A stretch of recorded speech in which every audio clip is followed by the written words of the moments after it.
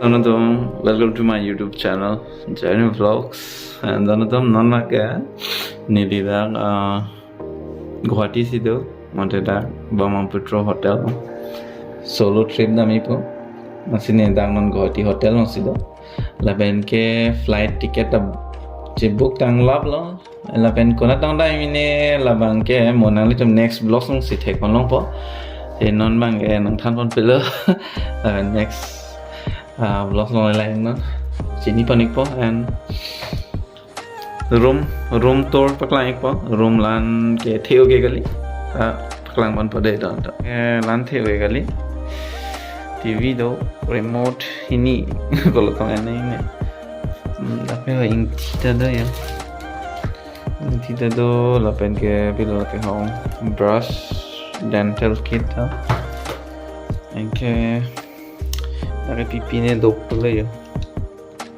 Mancom na po man coffee. Like green tea. And ke coffee pano coffee manay pano lang pasoy pandala lo. Lagi ko pila. Oh, glass.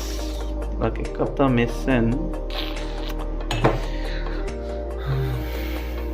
Non ke nili bathroom long pak nang po. Let's go.